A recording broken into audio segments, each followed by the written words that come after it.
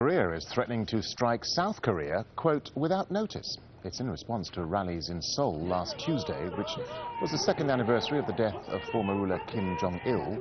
They burned effigies of his son and current leader Kim Jong-un. Well, let's get more now and talk to Robert Kelly, who's a professor of political science and diplomacy at Pusan National University.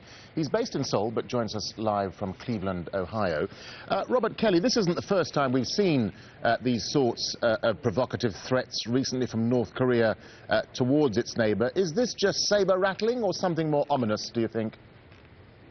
It's probably saber-rattling. North Korea would lose a serious conflict pretty quickly. It is the 2-year anniversary of the death of the previous North Korean leader, Kim Jong-il. That's probably why the language is so extreme. This is an important day for the North Korean regime, so they need to look tough. And this comes just a few weeks after the North Korean leader, Kim Jong-un, had his uncle executed to consolidate his grip on power. How much is that move playing into all of this, do you think? Well, it's certainly a part of Kim Jong-un's reassurance of the military.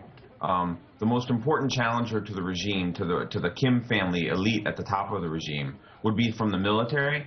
The current Kim's father, the one who just died a few years ago, he spent a lot of time grooming the military. It wouldn't surprise me at all if the current one is doing this as well.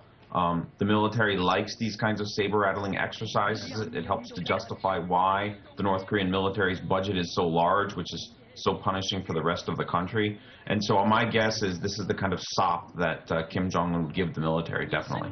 Yeah, I mean, what about the military situation on the peninsula? I mean, North Korea has been holding a series of winter drills, but experts say there's nothing unusual so far. Are we likely to see any kind of military response from the South and also its main ally, the United States?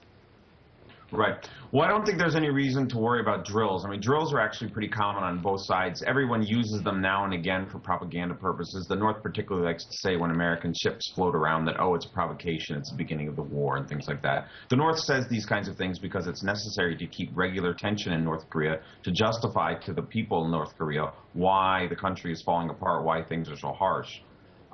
I do think that some kind of provocation, though, generally is likely probably in the next year or so. Kim Jong-un is new. As you mentioned, he's been eliminating people from the old regime. He just killed Jang Song-taek a week ago. And so the way the North often expresses its internal divisions and factional splits and things like that is lashing out at the South. So I wouldn't be surprised if North Korea pulls some hijink, another nuclear test or something like that in the next 12 months. And just finally, Robert, the wider regional picture, we haven't heard any significant statements from China recently. I mean, Beijing said the internal purge was an internal matter, and they haven't said anything about this latest war of words. So where does Chinese influence with the North now stand? Yeah, that's actually a really good question. I mean, nobody really knows. Under Jiang, people thought that the Chinese were sort of on the up and up.